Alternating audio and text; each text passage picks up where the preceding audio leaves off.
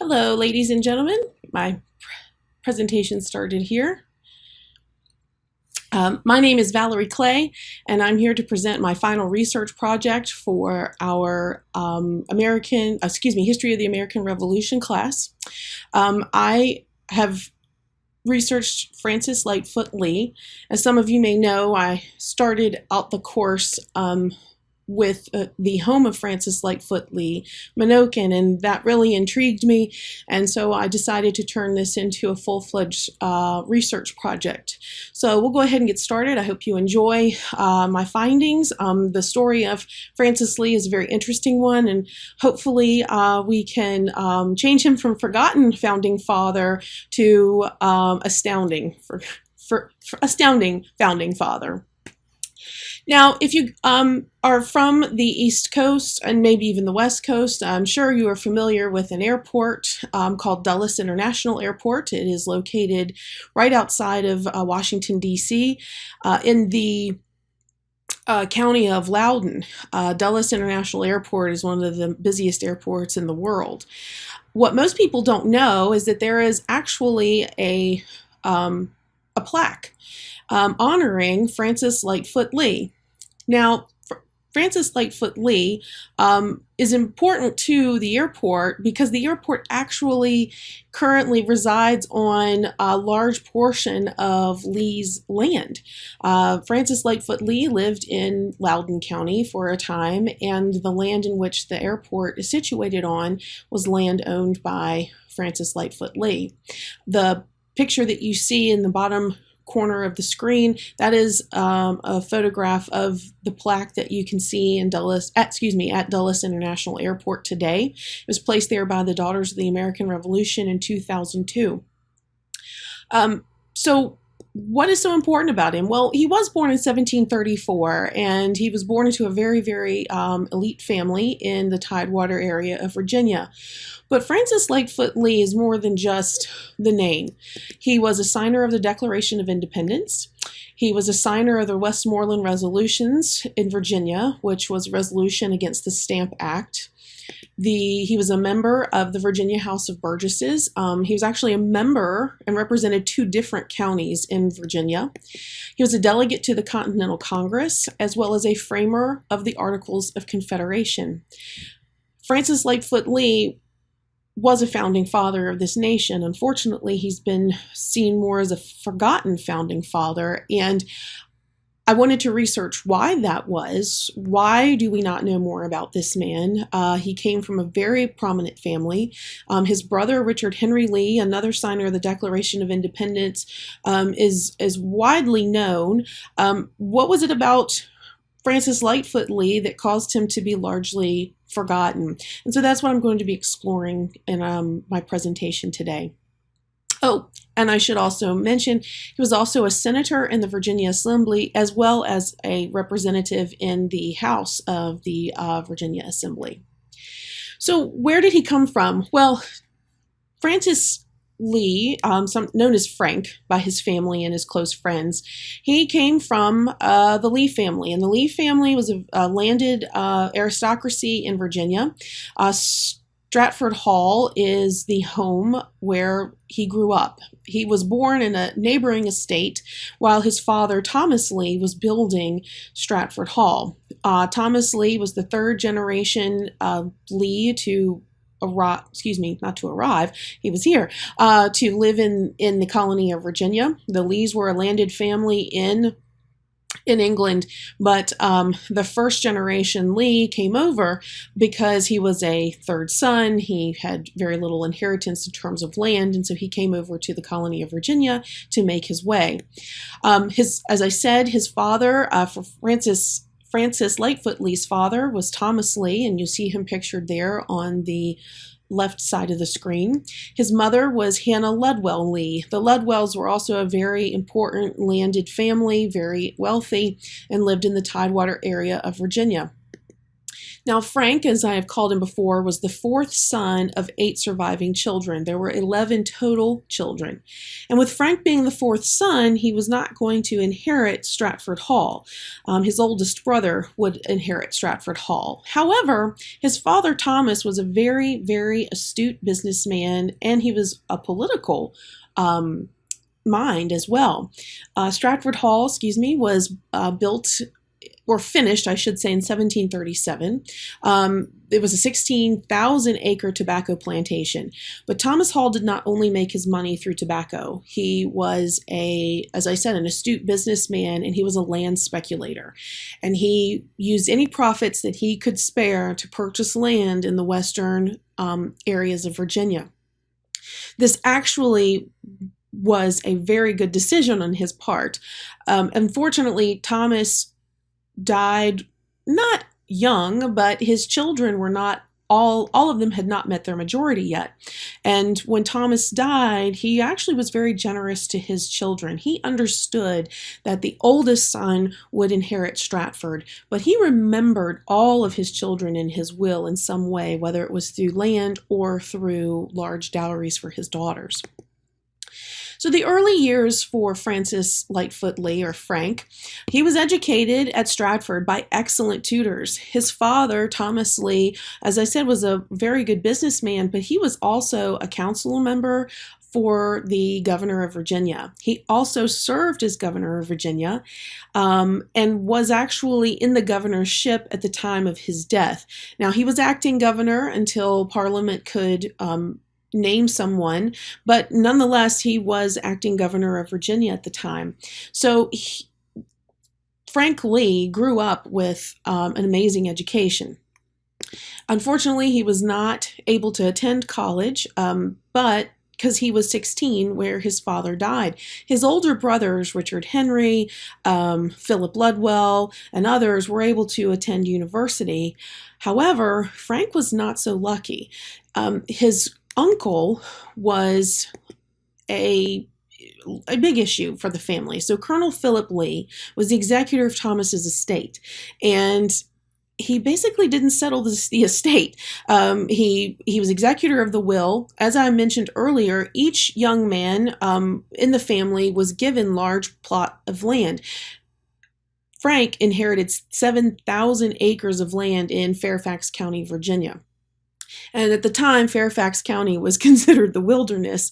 Of course, today it is one of the richest counties in the United States. But at the time, it was considered the wilderness, and that was where he inherited land. However, he was only 16. He was not of his majority yet, so he couldn't go and settle that land.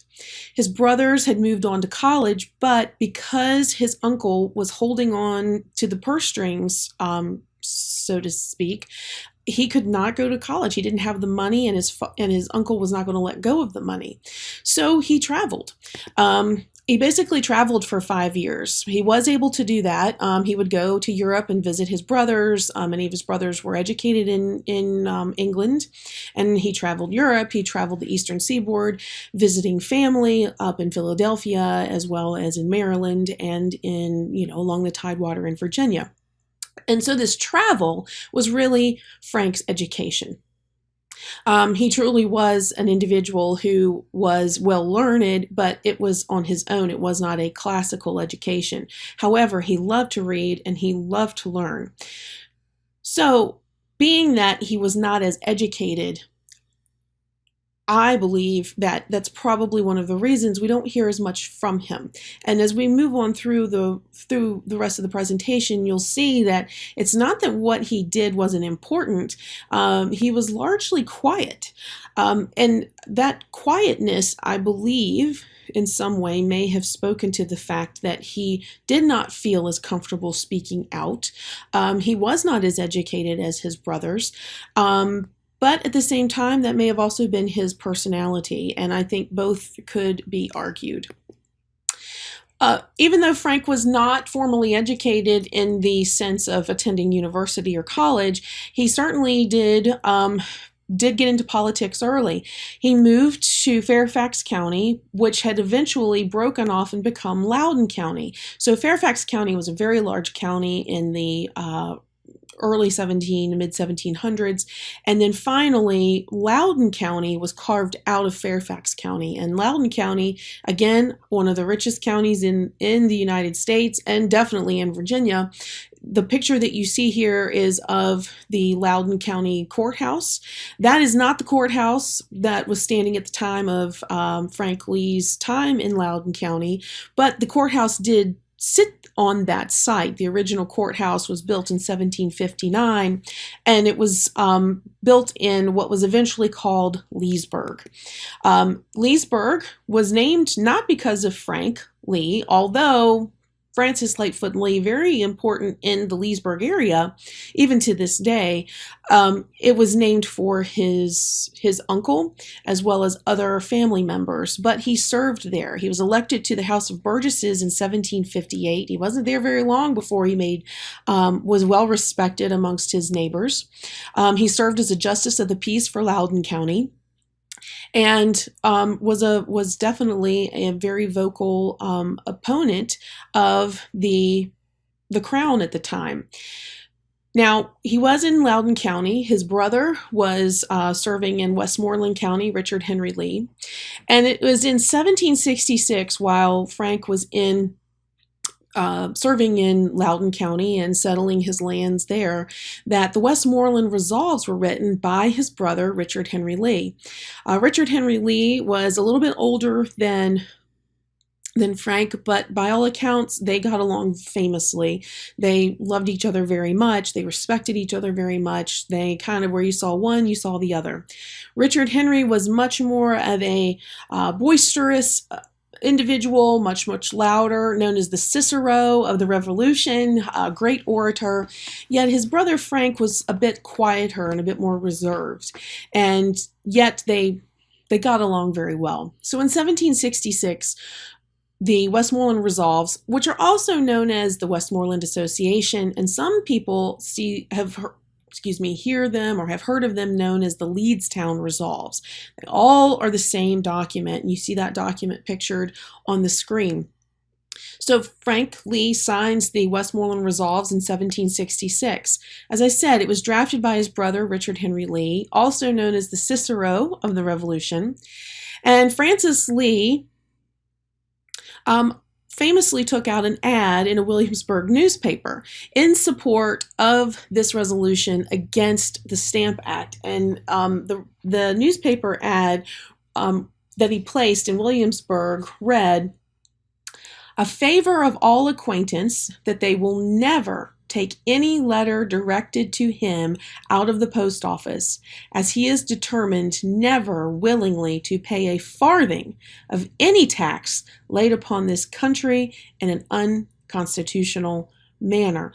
Now, this ad was taken out by Francis Lightfoot Lee as a favor. He was asking his acquaintances, please do not send me any mail through the post office, because I do not want to have to pay the tax, and I do not want you to pay the tax. Find a different means in which to communicate with me. Do not pay the tax or force me to pay a tax that he, quote, saw as, quote, unconstitutional. So he was willing to take a stand. Although he may have been quiet, he certainly was willing to take a stand. In 1768, though, just 2 years later, Francis Lee was asked by his fellow Burgesses while he was in Loudoun County to draft a, quote, dutiful petition to assure King George of our most cordial and inviolable attachment to his sacred person and government. This was amazing when I found it, because I felt that it really demonstrated to us that these colonists really did not necessarily in the beginning want to break with England. They had ties to England. That was their country. And yes, they were angry at the Stamp Act, and they were angry at the Sugar Act, and they were angry at what Parliament was doing. They felt it was unconstitutional, but they still felt as though they were part of the British Empire. They were subjects of the king. And so just 2 years later, Frank is asked to write a petition with a committee to make sure the king knows, we still love you.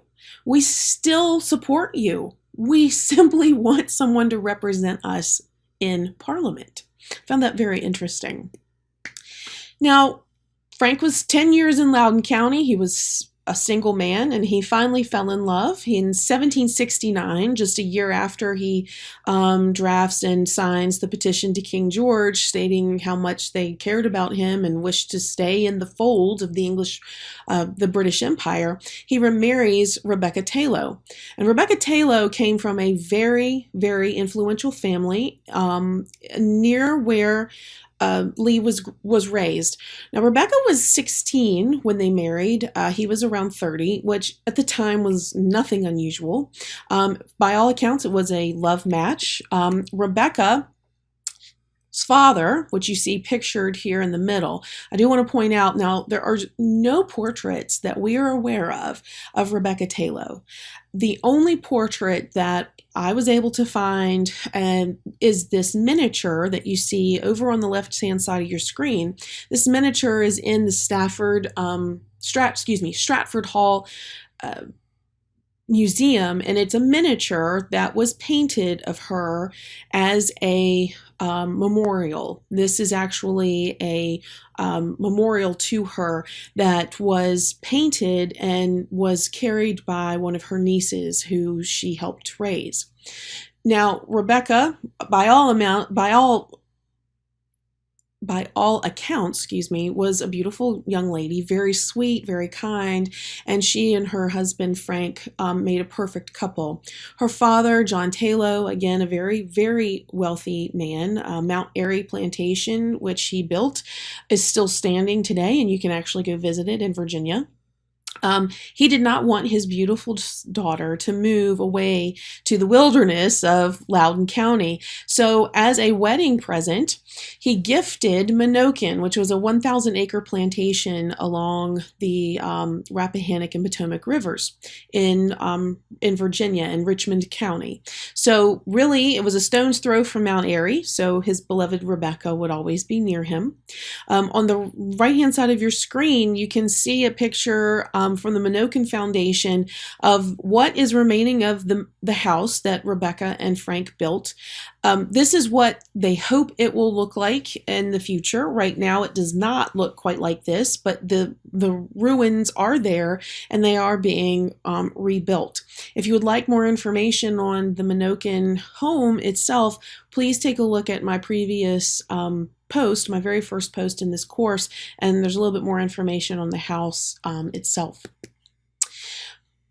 Although Francis moves to Richmond County, he is still very, very active in politics.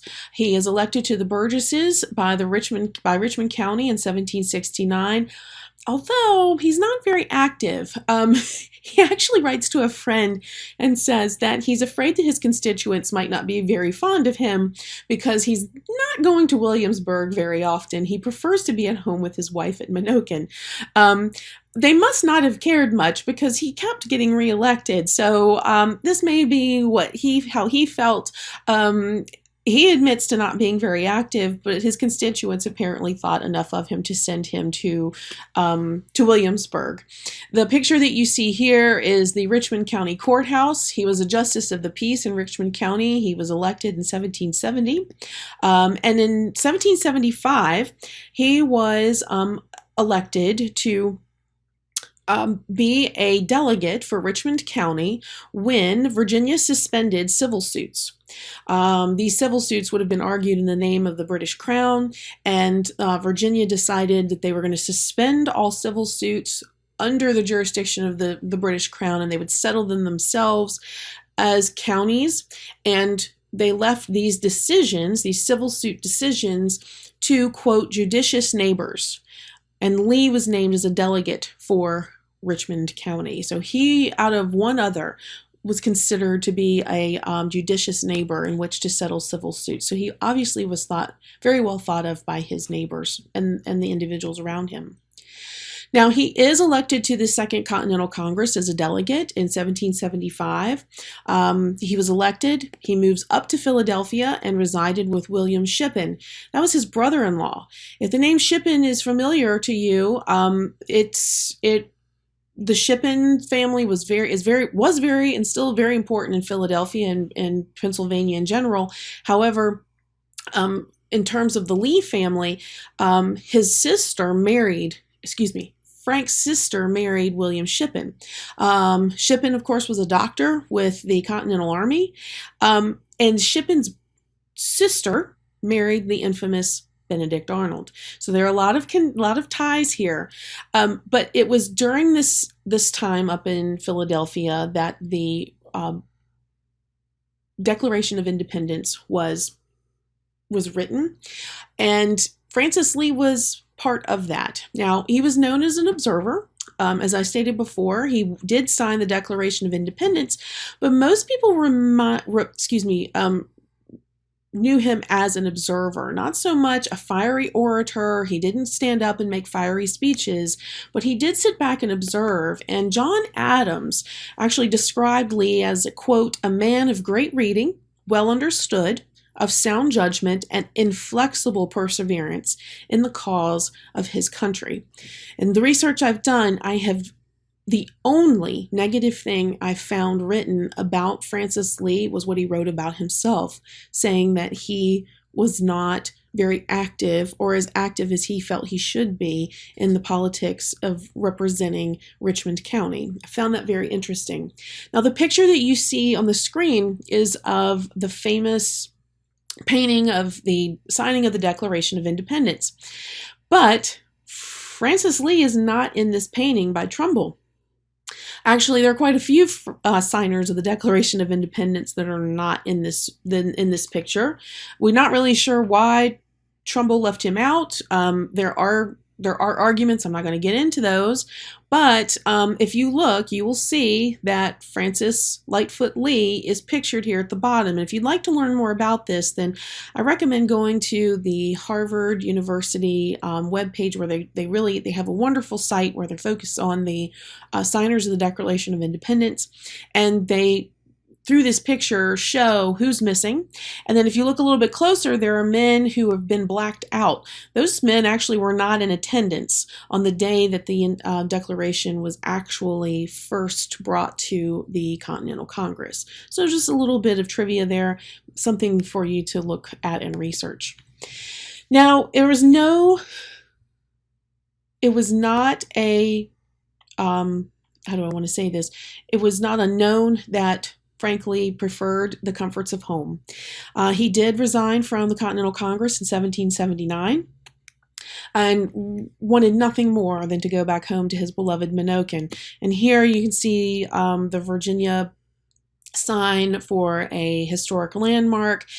You see here also a drawing of the home, which was done in the early 20th century when the majority of the home was still standing. And he loved Menoken. He loved his wife. He loved being at home. But politics kept pulling him in, and he eventually was elected to one term in the House of Delegates in the state of Virginia, which is kind of like the House of Representatives for the state of Virginia. And then after that term, that 2-year term, he was elected to the Senate in the Virginia Assembly as well. His heart was just not in politics. He always worked hard when he was called, but then when it was time to go, he left. And he finally retired to Menoken in 1782, and he remained there until his death. He supported ratification of the Constitution, which was in direct conflict with his brother, Richard Henry Lee. Richard Henry was not in favor. He was an anti-federalist and wrote about the fear of the Constitution providing the federal government with entirely too much power. However, his brother, Frank, supported the Constitution, and when asked, he responded that if General George Washington supported the Constitution, then that was good enough for him. He would follow General Washington. Now, Frank Lee did finish out his years at Menoken. He had, as I said before, a very happy marriage, loved his wife very much, and always called her my beloved wife. They unfortunately did not have any children. However, they did care for orphan daughters of his brother. So the children of his brothers and sisters absolutely adored Frank and Rebecca. They loved to be at their home, and they opened their home to the children of their siblings. So they were that aunt and uncle that everybody loved to be around, and so they really actually did raise children, even if they were not their blood children. He died in 1795. I found this interesting that Frank wrote to his brother William, "The world seems crazy, and we old people must scuffle with it as well as we can for our few days of existence." And I love that quote because even though the revolution was over, the Constitution had been ratified, you would think it would be a time of some peace. Even then, he's stating that the world seems crazy, and I think that's interesting because you hear that a lot today. And I think politics, to some degree, have always been crazy. And Frank Lee understood that, and he said, "You know what? We just have to scuffle with it as best we can until our time comes, and then we can let someone else scuffle with politics." The picture that you see here of his gravestone, it's a very simple marker. He's buried at Mount Airy Plantation, his wife's family plantation. Eventually, another marker was placed there to honor him. You can see the walled cemetery. It's on private property, but you can visit it if you go to the home, and the Taylor family is beginning to open Mount Airy Plantation up for tours as well as special events. It was in 1797 that Lee passed away, and his wife died as well. They only died about 10 days apart, so they were not apart very long. So many say that is a testament to the love that they had for one another. Now, as I said before, Lee is sometimes seen as a forgotten father. In New York, there was a newspaper obituary that stated that, quote, "early, zealous, and active friend to the Revolution." This is how they referred to Francis Lee. "He was a firm, calm, and enlightened patriot and a most unequaled social companion." Again, I could not find anything negative about this man. Not to say it's not out there, but I could not find it. He is remembered in the state capital of Virginia. His name is on the signer's tablet, which you see pictured here, and it is in the Senate chamber of the Virginia Capitol. You can see his name there along with his brothers. He is named along with George Wythe, Richard Henry Lee, his brother, Thomas Jefferson, Benjamin Harrison, Thomas Nelson Jr., as well as Carter Braxton, all Virginians who signed the Declaration of Independence. 100 years after the signing of the Declaration of Independence, Samuel Clemens, also known as Mark Twain, was asked to write a short biography of any signer he wished, and he chose to write about Francis Lightfoot Lee.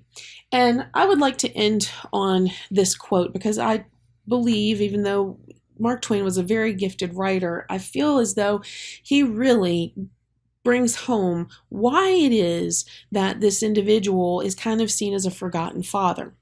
So I will read from Mark Twain, Clemens' short article biography on Francis Lee.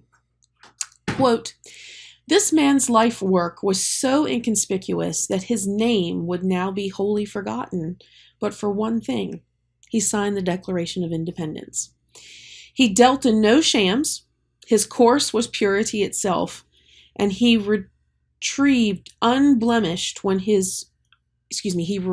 retired unblemished when his work was done. He retired gladly. He did no brilliant things. He made no brilliant speeches, but the enduring strength of his patriotism was manifest. And since then, we have progressed 100 years. Let us gravely try to conceive how isolated, how companionless, how lonesome such a public servant as this would be in Washington today." And I have to agree with Samuel Clemens. I do agree that he would be lonely today in Washington. However, if we had more patriots follow the lead of Francis Lightfoot Lee and go serve their country, yet still come home and serve their families as well, I think maybe, just maybe, politics would be a little bit different today. Because he did not cause a storm, because he was not looked down upon or did anything that was particularly eye-raising, unfortunately, he has been forgotten. But what we cannot forget is that through diligent hard work, things can happen. You do not have to have your name stamped all over the sides of buildings. You do not need to have statues raised in your honor to make a difference. And to Francis Lightfoot Lee, I say thank you for your example. I hope you've enjoyed my presentation, and I look forward to seeing everyone else's. Thank you so much.